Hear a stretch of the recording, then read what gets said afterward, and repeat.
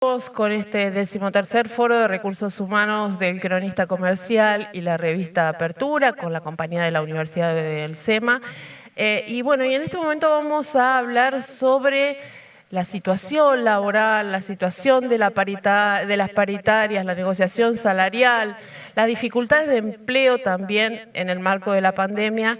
Y para eso contamos con la presencia, por un lado, de Gerardo Martínez, secretario general de la UOCRA, y también vía Zoom con Sergio Palazzo, secretario general de la Asociación Bancaria, dos referentes sindicales muy importantes a nivel nacional, los referentes sindicales de la CGT, un poco para que nos cuenten cuál es la situación que estamos atravesando en este momento.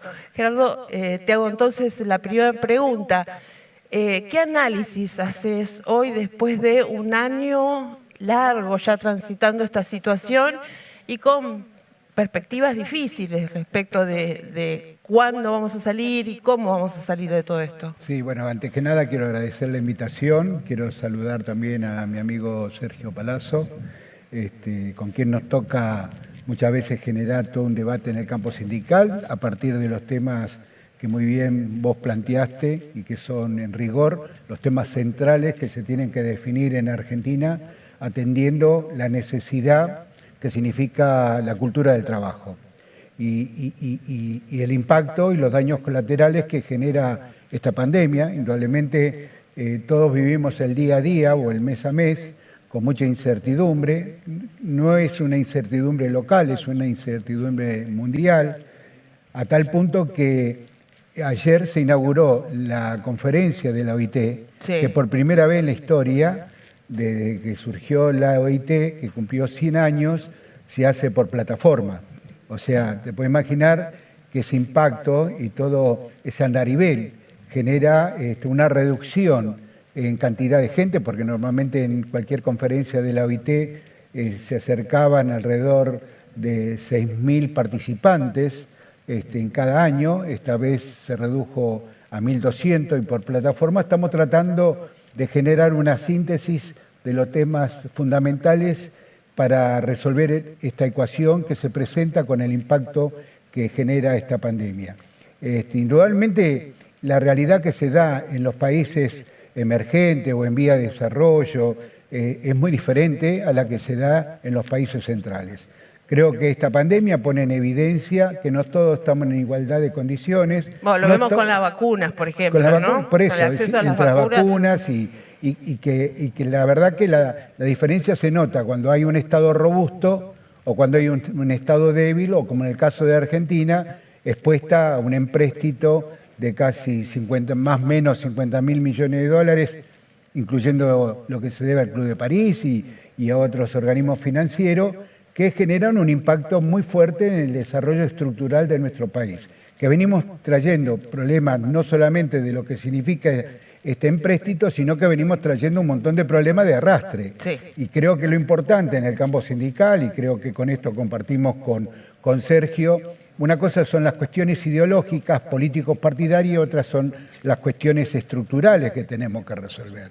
Y particularmente los que representamos la voz de los trabajadores y las trabajadoras tenemos la responsabilidad de distinguir en esas dos cosas, porque en última nosotros representamos intereses, defendemos intereses, así como hay otros que representan intereses, nosotros en el campo sindical representamos intereses, con una situación de debilidad, teniendo en cuenta que particularmente aquí en Argentina tenemos prácticamente un 50% de nuestra sociedad asalariada expuesta a la desocupación, a la pobreza y a la precarización laboral. Entonces, ¿qué tenemos que hacer? Muchas cosas. Yo pongo siempre en evidencia una cuestión, digamos, macro que tiene que ver, si comparamos, cuando Alfonsín en el año 84 anunció que ponía en vigencia un plan alimentario nacional. Sí. En ese momento se repartían 800.000 cajas y fue un debate. Sí. Fue un debate en la sociedad, cómo puede ser que haya tanta pobreza, que hoy son 12 millones. Sí. Entonces la pregunta que nos tenemos que hacer, toda la dirigencia, toda, en forma transversal, algo no hicimos bien.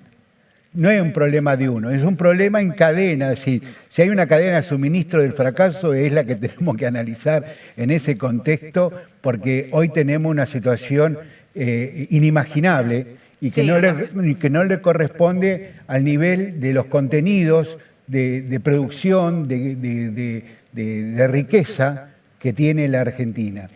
Así que en eso estamos. Y este debate creo que tiene ese... Apunta a eso. Claro, apunta a eso, ¿no? Sergio, buenos mediodías para ti también allí. Preguntarte también un poco cuáles son los ejes que te preocupan. Recién hablaba Gerardo del tema de la pobreza, 42% de pobres, hay pérdida de puestos de trabajo, hay dificultades que los precios siguen aumentando y los salarios no alcanzan. Digo, si tendrías que resumir en 2 o 3 inquietudes, preocupaciones más relevantes, ¿en dónde enfocarías? Bueno, buen día a todos, muchísimas gracias por la invitación al foro. Un saludo para vos, Elizabeth, en particular, y para Gerardo también. Creo que estamos bien representados en el exterior con su figura por parte de los trabajadores. Muchas gracias. Y su función en organismos internacionales.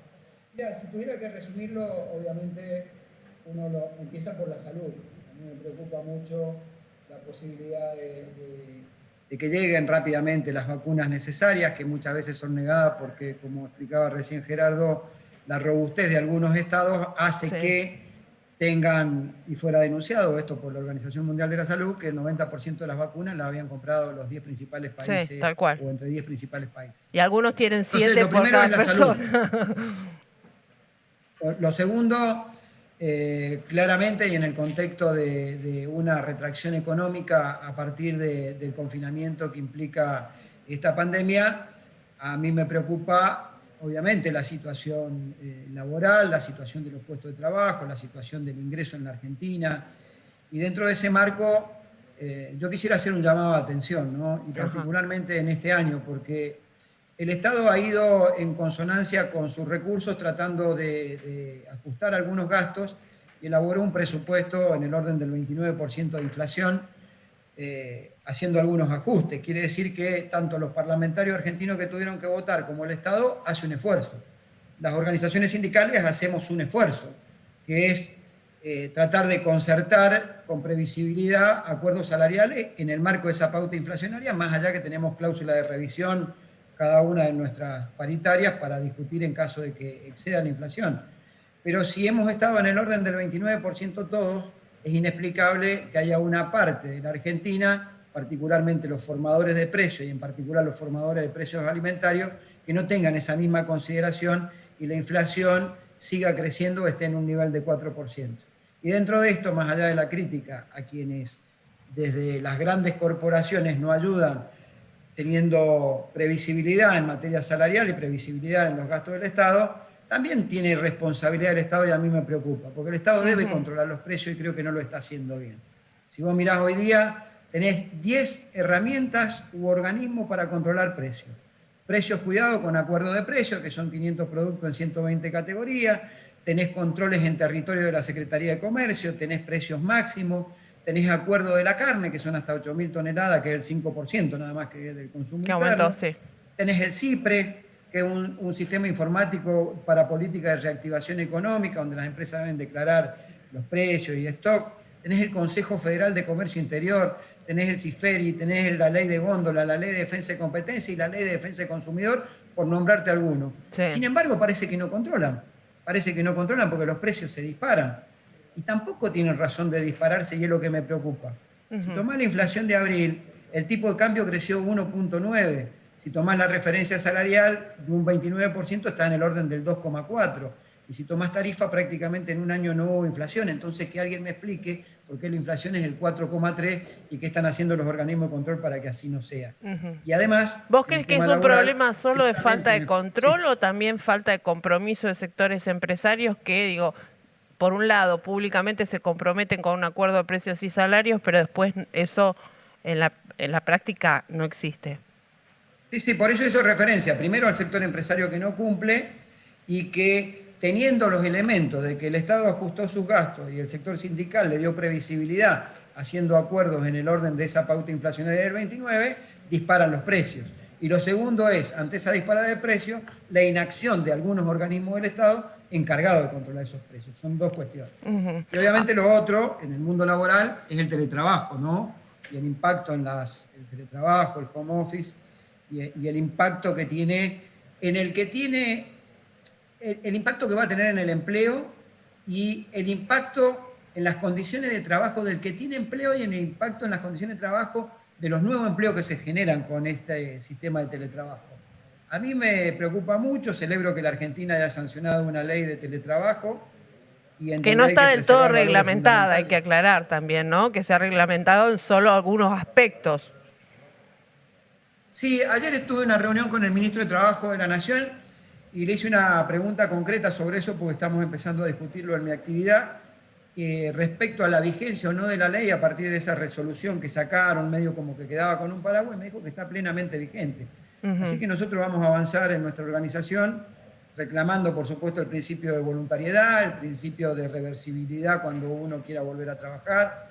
La funcionaria del gobierno de la ciudad que hablaba recién daba en la tecla cuando hablaba de presencialidad también. Sí. Yo creo que no es bueno la permanencia in eternum y por todos los días de un trabajador en su domicilio, porque nuestros domicilios no están adecuados para hacer una oficina, en el caso de un bancario. Entonces tiene que haber un porcentaje de días, semanas o meses de presencialidad.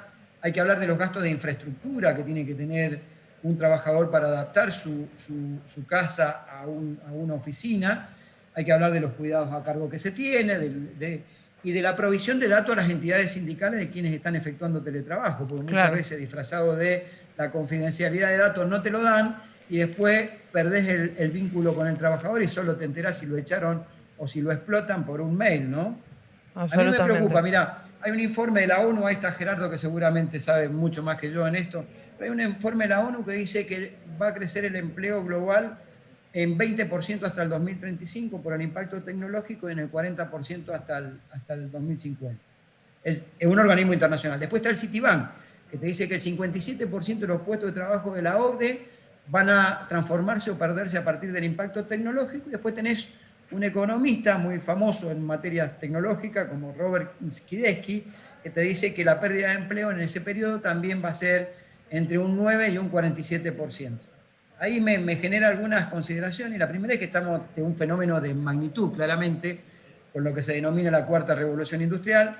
Lo segundo es que no tienen ni la más somera idea de cuánto va a ser el desempleo. No, claro. Es decir, te digo, un organismo internacional, una multinacional y un economista famoso. Ninguno coincide. La tercera es que pareciera que además lo que se pretende es generar miedo para que discutamos a la baja, porque el miedo inmoviliza y el trabajador se siente presionado por esa situación. Y lo cuarto es que aún estamos a tiempo. Yo creo que estamos a tiempo de resolverlo. Y muchas de las respuestas de cómo se puede resolver se encuentran en el documento del centenario de la OIT cuando habla de un programa centrado en las personas. Gerardo, ¿vos crees que hay alguna intención también de generar esto que decía Sergio recién, de temores en el trabajador, y también en los propios actores representantes de los trabajadores, de, digamos, discutir a la baja, no solamente salarios, sino condiciones laborales?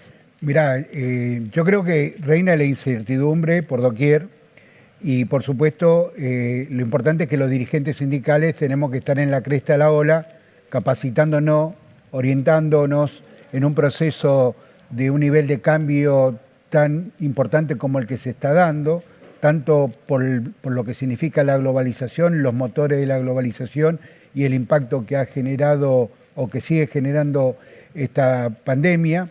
Yo creo y apuesto en la capacidad, digamos, de movilidad que tiene el movimiento sindical en el proceso de los desafíos que se dan ante estos cambios que están irrumpiendo lo que fue la fórmula en su momento como contrato, digamos, social, que se estableció en una época donde todos los términos de esta fórmula hoy no existen. Se han modificado. Por lo tanto, atendiendo y comprendiendo en un ejercicio de valores de productividad, como dicen muchas veces los empresarios, indudablemente nos tenemos que dar cuenta que tenemos que generar un nuevo debate a nivel internacional, cosa que lo estamos planteando, como para generar un nuevo contrato social mundial. Y a su vez después, contratos sociales que estén vinculados a hemisferios o continentes, como el caso de América Latina y Centroamérica, y después a nivel de país. Yo apuesto a la capacidad y a la fortaleza que tenemos desde el movimiento sindical. Sí me preocupa, digamos, que no todos los gobiernos hayan tenido un desarrollo de política de Estado o políticas públicas atendiendo de que deben gobernar para lo que menos tienen, para lo que más necesitan y fundamentalmente garantizando el bien común. Esto es un dato de la realidad, por eso vemos de que no todos estamos en igualdad de condiciones y tenemos un mundo muy, muy desigual. Hay una política central planteada desde la globalización con un rostro estrictamente económico y financiero. Es decir, como dijo recién Sergio, tenemos que volver a la centralidad donde la cultura del trabajo y el hombre, ¿no es cierto?, el hombre y la mujer, es decir, la familia, sean parte central de un modelo mundial. Indudablemente esto nos lleva a que nosotros hagamos valer el peso específico de lo que significa la paz social. Porque indudablemente cuando hay desigualdad y esa desigualdad no son escuchadas y no son atendidas, miremos lo que pasó en Chile, miremos lo que está pasando en Colombia y lo que pueden estar pasando en otras latitudes. O sea, la realidad es como que todo tiene un límite y por suerte la capacidad organizativa que tenemos los trabajadores es moderna, es actualizada, tiene una valoración sobre un modelo sindical novedoso y que apuesta al cambio y al desarrollo de los nuevos procesos productivos y laborales que se dan, pero naturalmente si no somos escuchados, nuestra capacidad de la resistencia está en el hecho de mostrar la fortaleza que tenemos los trabajadores organizadamente, tal cual como lo hacen los organismos internacionales, como lo hace la política y demás. Ahora, en este sentido, particularmente yo lo que digo, por lo que decía Sergio, que comparto en un todo en esa definición y lo felicito por esa valoración estadística que ha tenido, ¿no es cierto? Pero indudablemente el problema acá no es la economía, el problema es la política. O sea, yo creo que el problema es político. En Argentina el problema es político. Porque no quiero hablar de ningún país en particular, pero si nos comparamos con otros países que son pobres, indudablemente decimos, ¿cómo puede ser que Argentina esté como está? No se justifica. La pregunta es, ¿qué es lo que pasa en la política? Ahí es donde tiene que estar el debate central, por lo menos a mi entender. Por lo tanto, yo apuesto que haya una mirada holística, por decirlo de alguna manera, de todo el andarivel político con representación parlamentaria en Argentina y darse cuenta, por un lado, que el consenso político es el eje central de nuestra definición estratégica para discutir el país que queremos o cómo resolvemos los problemas estructurales de la Argentina. Y en segundo lugar, me parece de no tener quienes gobiernan circunstancialmente hoy o gobernaron ayer o que puedan gobernar mañana, que no tengan la soberbia de pensar que solamente desde su partido o desde su coalición van a poder resolver los problemas de Argentina. Yo apuesto al consenso, a la concertación política y por supuesto a la concertación socioeconómica. Obvio que viene de la mano, ¿no? Claro, que viene de la mano. O sea, el tema es debatir qué país queremos o cómo reubicamos, digamos, los temas centrales del desarrollo de la política que necesitamos para garantizar y resolver el problema de la pobreza. Es decir, la pobreza y la desocupación que tenemos en Argentina como mínimo nos va a llevar 10 años. Sergio, ¿qué decís de esto? ¿También hay problemas políticos?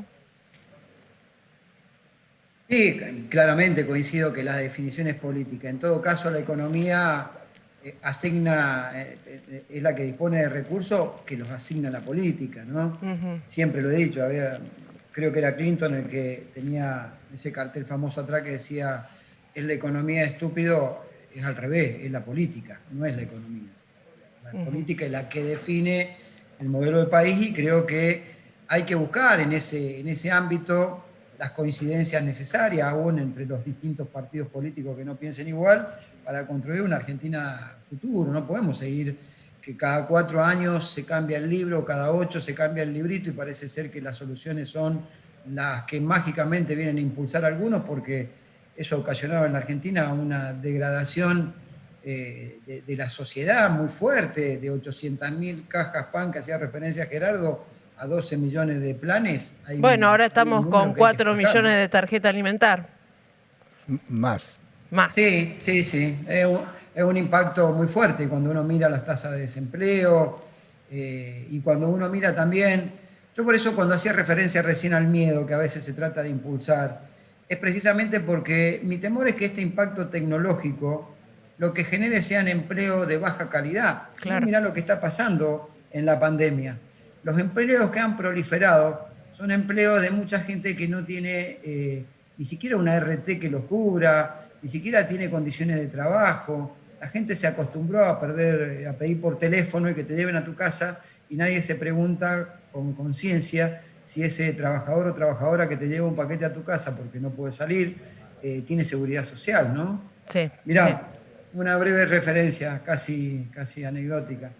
Cuando uno se pregunta a veces en qué se parece un lavarropa a un Uber, entendiendo como Uber lo que significa falta de regulación y precarización laboral. Y uno podrá encontrar 200.000 diferencias, y razonablemente, pero en el fondo la diferencia es el mundo del trabajo. Cuando se creó un lavarropa, que fue un impacto tecnológico que revolucionó los hogares en el mundo, lo que se generaron fueron empleos de calidad, con capacitación y con seguridad social. Cuando se generan este tipo de plataformas, lo que se genera es precarización laboral y falta de control del Estado.